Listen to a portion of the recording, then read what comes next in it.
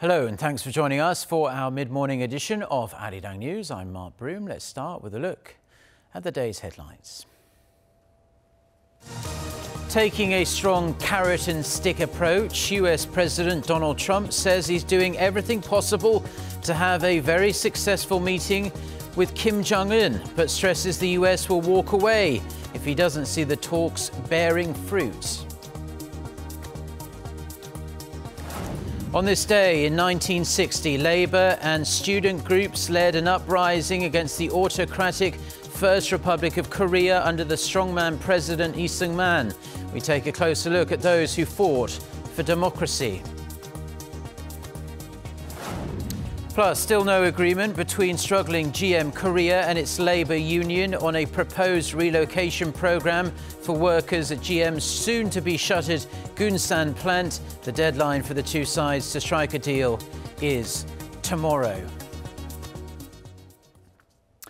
It is the second and final day of the summit between U.S. President Donald Trump and Japanese Prime Minister Shinzo Abe at Trump's Mar-a-Lago resort in Florida. And it was another day jam-packed with news and comments on North Korea.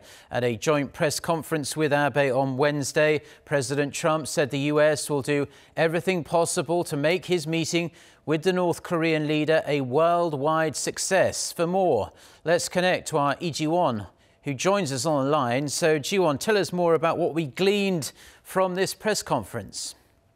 Mark, much of the press conference covered North Korean issues and what the U.S. hopes to gain from it.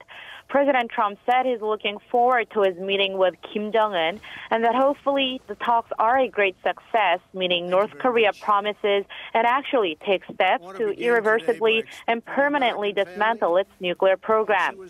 He said that denuclearization of the Korean Peninsula would be a tremendous thing for North Korea and for the world, and that the U.S. will be doing everything possible to make it a global success. Now, though he sounded quite optimistic, Trump was at the same time firm that he won't be wasting time and will be flexible if he thinks the meeting is an attempt to buy time or is not proving fruitful. Take a look. If we don't think it's going to be successful, Mark, we won't have it. We won't have it. If I think that it's a meeting that is not going to be fruitful, we're not going to go. If the meeting, when I'm there, is not fruitful, I will respectfully leave the meeting and we'll continue what we're doing or whatever it is that will continue, but something will happen. So, determined words there from President Trump. And Ji-won, we touched upon it briefly yesterday, but there was this speculation that Abe was concerned about Japan kind of being sidelined on this issue, an issue that affects Japan as much, if not more, than it affects the United States. Right. Well, President Trump recognized Abe for his hard work and acknowledged that Japan is a lot closer to North Korea than the U.S. is and that they are working on this together. The two leaders also reportedly agreed to continue their efforts towards the early resolution of Japanese abductees in North Korea. Abe promised at the briefing that maximum efforts will be made to bring back the abductees and that he was deeply encouraged by Trump's efforts. President Trump also talked about the 3 American citizens detained in North Korea. He said negotiations are underway and the U.S. is fighting diligently to get the prisoners home safe. That's all from me for now. Back to you, Mark. Thank you very much, Ji-won, for that report there on the U.S.-Japan summit that is about to come to a close. So it appears as though the United States and North Korea are really creeping ever closer to finalizing their highly anticipated summit. This after President Trump confirmed that his CIA director and pick for Secretary of State Mike Pompeo recently met with North Korean leader Kim Jong-un in Pyongyang. Lee Seung-jae with the details. In a tweet on Wednesday, President Trump confirmed that Mike Pompeo held talks with Kim Jong-un in Pyongyang over the Easter weekend, adding that the meeting went very smoothly and that a good relationship was formed. After a meeting with Japanese Prime Minister Shinzo Abe at his Mar-a-Lago resort in Florida, Trump praised the CIA director for a successful meeting with the North Korean leader. I think Mike Pompeo will go down as one of the great Secretary of State. And by the way, he just left North Korea, had a great meeting with Kim Jong-un, and got along with him really well, really great. And he's that kind of a guy. He's very smart, but he gets along with people. His remarks were in line with this tweet, where Trump hinted at the summit's ultimate goal, saying that denuclearization will be a great thing for the world, but also for North Korea. The confirmation from the president and the White House of Pompeo's trip comes after Trump said a day before that the U.S. and North Korea have had direct talks at very high levels. Observers say the visit also shows President Trump's trust in Pompeo, who awaits Senate confirmation to succeed Rex Tillerson as Secretary of State. Despite Republican Senator Rand Paul's opposition to Pompeo's nomination due to his past support for military intervention overseas, President Trump remains confident Pompeo will soon be America's top diplomat. I will say this about Rand Paul. He's never let me down. Rand Paul is a very special guy as far as I'm concerned. He's never let me down. And I don't think he'll let us down again. So let's see what happens. If you remember, he voted for health care, and he did us a big favor. It was somebody else that voted against it that hurt us. So I have a lot of confidence in Rand, but I also have a great deal of confidence in Mike Pompeo. With the recent rosy atmosphere combined with the upcoming 2018 Inter-Korean Summit, many hope a lasting peace on the Korean Peninsula is just an arm's reach away. Lee Seung-jae, Arirang News. So let's turn our attention now to the latest developments regarding the 2018 Inter-Korean Summit, now just over 1 week away. Seoul and Pyongyang have agreed that parts of the April 27th summit can be broadcast live around the world. It means we'll be able to watch a piece of history when the leaders of the two Koreas shake hands and greet each other. Cha Sang-mi with more. South Korean officials who traveled to the North Korean side of the border village of Panmunjom for the second round of working-level talks between the two Koreas to prepare for the 2018 Inter-Korean Summit returned to Seoul on Wednesday after an over 5-hour meeting earlier on the same day. The working-level talks were on security protocol and media coverage of the historic summit between South Korean President Moon Jae-in and North Korean leader Kim Jong-un next week. And news has it, the two Koreas have agreed to allow live television broadcasts for parts of the April 27th summit meeting between the two leaders. The two sides at the working-level talks today agreed to broadcast live to the entire world the historic Inter-Korean Summit, starting with the two leaders' first handshake to all key moments of the summit's agenda. The presidential Blue House said the live coverage will also include other events of the unprecedented meeting, but did not give specific details. The Inter-Korean Summit next Friday will only be the third meeting between the leaders of the two Koreas since the end of the 1950 to 1953 Korean War, and analysts view it as a crucial step in the global diplomatic push to resolve the North Korean nuclear standoff. It's also highly symbolic in that it will be the first summit ever to take place on South Korean soil, and to be followed by the first ever summit between North Korea and the United States, expected for the end of May or early June. Seoul's top office said working-level officials from the two Koreas will hold additional meetings before the April 27th summit to fine-tune the details. Cha Sang-mi, Arirang News. Now, the announcement of plans to potentially end the Korean War with a peace treaty caught a great many people by surprise. But South Korea's Unification Ministry says the topic's already been discussed in previous Inter-Korean summits as well. Through the latest historic meeting, Seoul hopes to work towards reaching some practical results and make a smooth transition to the Washington-Pyongyang summit. Oh Jung-hee with the details. Are South and North Korea seeking to formally end the Korean War and settle on a peace treaty to replace the armistice agreement? That's what U.S. President Donald Trump's comment at Mar-a-Lago ahead of his talks with Japanese Prime Minister Shinzo Abe on Tuesday seemed to suggest. People don't realize the Korean War has not ended. It's going on right now, and they are discussing an end to the war. So, subject to a deal, they would certainly have my blessing, and they do have my blessing to discuss that. Seoul's presidential office echoed Trump's remark on Wednesday and said it's seeking to reach to a peace treaty with the North at next Friday's summit talks. The announcement came as a surprise as the agenda to be discussed with the North Korean leader after over 10 years of frozen relations has remained vague. South Korea's Unification Ministry says previous agreements between Seoul and Pyongyang have already stipulated the issue of ending the Korean War, and through this opportunity, the South Korean government opts to realize that. South and North Korea have agreed on the issue of ending the Korean War in their joint declaration made on October 4, 2007.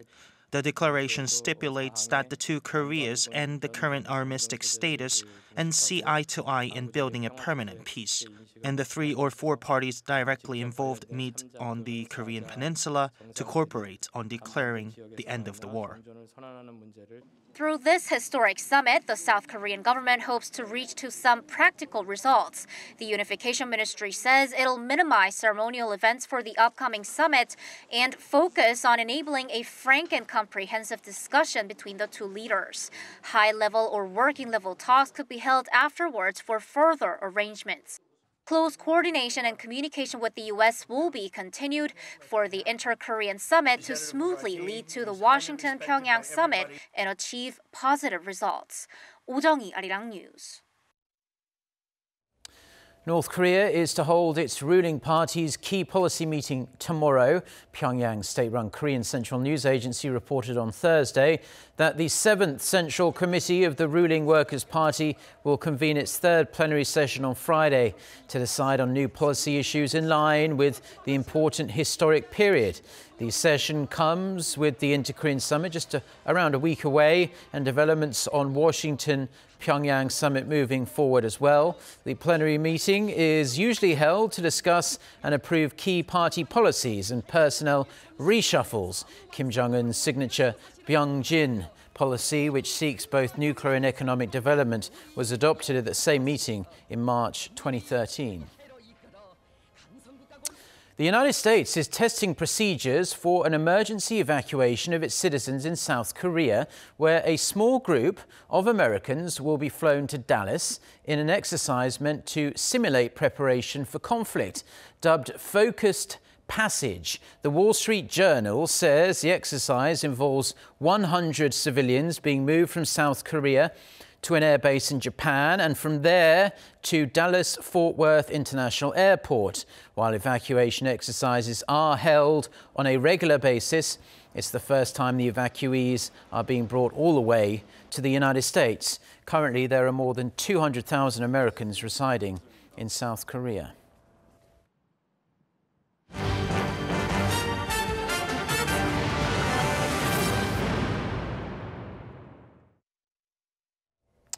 Now, 58 years ago today, one of the most important political protests in South Korea's history took place, leading to the fall of the oppressive Lee Seung-man government. Scores of people died in the protests, sacrificing their lives in order to try and end corruption and state violence. Our Kim Mo-gyun with the details. Today marks the 58th anniversary of the April 19th revolution. On March 15, 1960, labor and student groups held a protest against electoral corruption by the First Republic of South Korea, which was controlled by the nation's first president, Lee Seung-man. A body discovered in Masan Harbor on April 11th, which was found to be of a student who was killed during the March protests, became the basis of a national movement against electoral corruption in Korea. The protests were once again violently suppressed, leading to a massive demonstration before the presidential office on April 19th, in which 21 people died and hundreds were injured. The protests grew larger day by day as professors and other citizens began to join the students, nearly throwing the country into complete anarchy. As a result of the pro-democracy movement, after 1 week of protests, President Lee stepped down on April 26th. Since then, the day has been celebrated as a national memorial day to remember the courageous citizens who fought for freedom in Korea.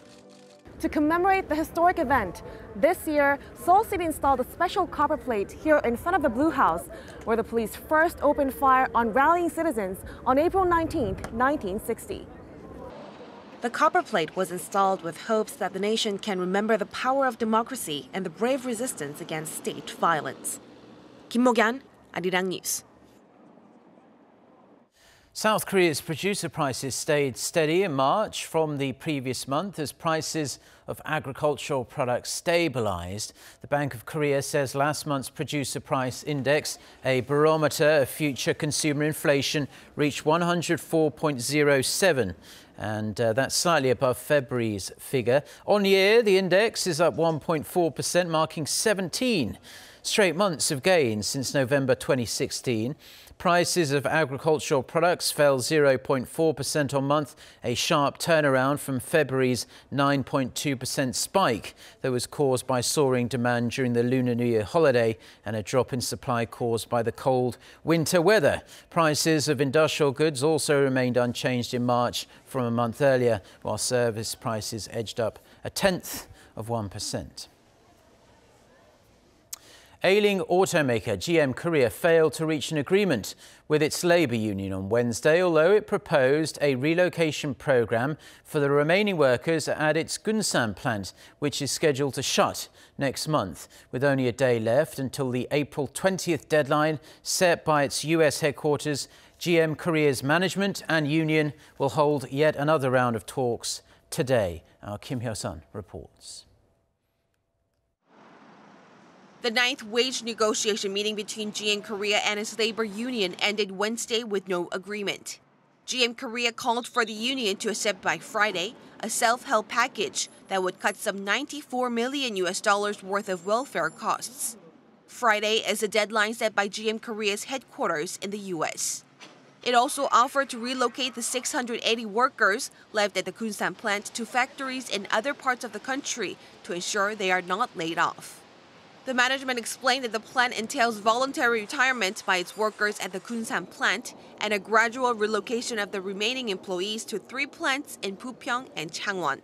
It added that those who have been excluded from the relocation program will be put on 5-year unpaid leave until the company normalizes its plant operations in 2022. The union said it could not agree on the proposal as the company hasn't offered the exact number of employees who may be transferred, nor a time frame for the relocation. Some 1,900 out of the 2,600 Gunsan plant workers have already filed for the voluntary retirement program and quit the company with a severance package. With only a day remaining before the deadline, the company and the union will meet once again on Thursday. Kim Hyo-sun, Arirang News. BMW Korea is recalling some 55,000 cars from today over an issue with the model's exhaust systems. According to the Ministry of Environment, just 3 models were found to have faulty exhaust gas recirculation, but BMW Korea voluntarily placed recall orders on 29 other models that use similar parts. This is the second emissions-related recall of imported cars in just 3 years. Audi Volkswagen recalled over 120,000 units in South Korea after the so-called Dieselgate scandal in 2015. Korean auto giant Hyundai Motor and its sister company Kia Motors saw their European sales rise in March despite an overall slowdown in the EU's automobile market. According to data released by the European Automobile Manufacturers Association, Hyundai and Kia sold over 60,000 and 56,000 units respectively in Europe last month. Year on year, Hyundai Motors sales marked positive growth of 3.6%, while Kia Motors saw its sales jump 4.8%. K-pop group BTS is among the nominees of the 2018 Billboard Music Awards for the 2nd year in a row. According to the awards' official website, the 7-member boy band is nominated for the Top Social Artist Award alongside famous pop stars like Justin Bieber, Ariana Grande and Shawn Mendes. Last year, BTS took home the award in the same category, becoming the first K-pop group to attend the awards and win.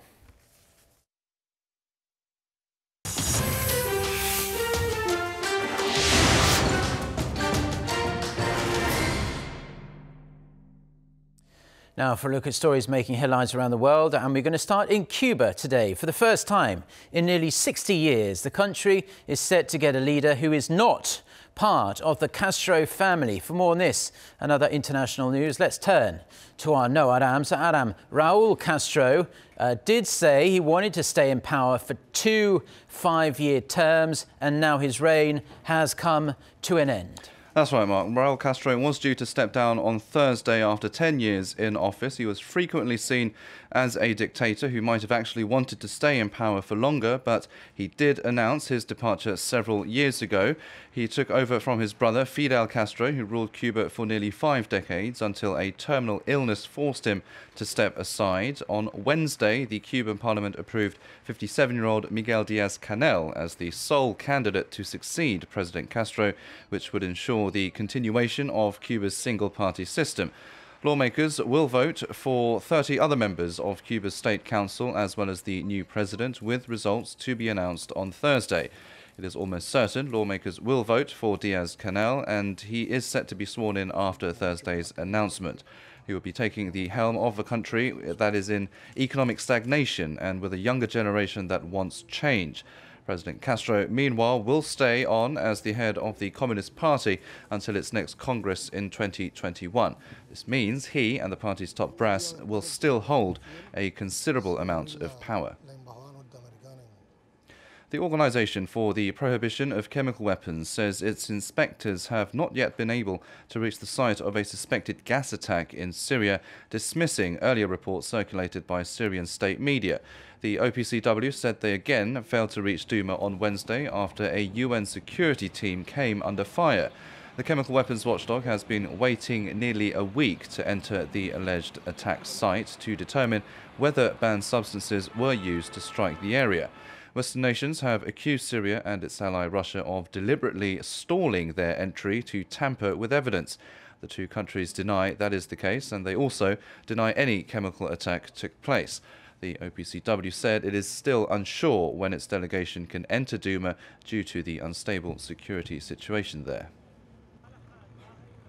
U.S. investigators looking into the Southwest Airlines accident that left 1 passenger dead are focusing their probe on the plane's left engine, where a fan blade broke off and burst out of the casing.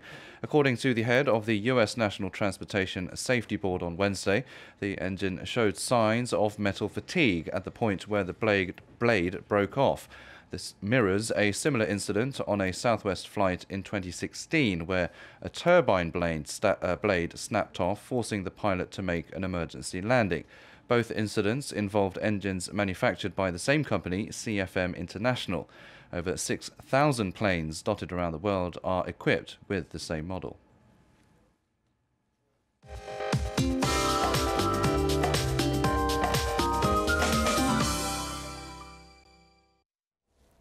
Good morning.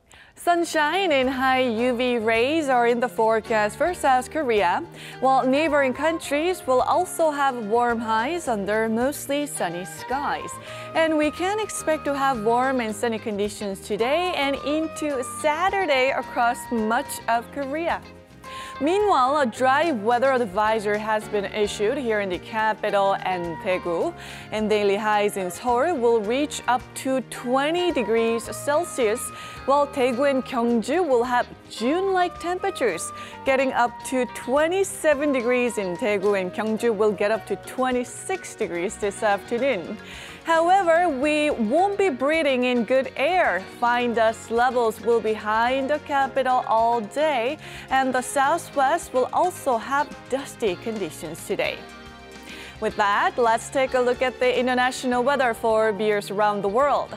So most of South Korea will have sunny skies along with warm highs today. Most of North Korea will be warmer than Wednesday under mostly sunny skies as well. Over in Islamabad, mainly dry weather is expected in most parts of this city. Meanwhile, Melbourne will have big gaps in temperatures from single-digit morning lows to highs in the 20s, so dress accordingly. And heading to North America, those in Washington, D.C. will have another chilly start with gusty winds under mostly cloudy skies. And as for South America, heavy rain across Colombia is expected to last until June. And taking you to Europe, the UK will have balmy weather with temperatures set to rise further. And Thursday's high in London will be at 28 degrees Celsius. Lastly, to Africa, Addis Ababa will have unstable weather conditions well into Sunday. And that's all the weather update for now.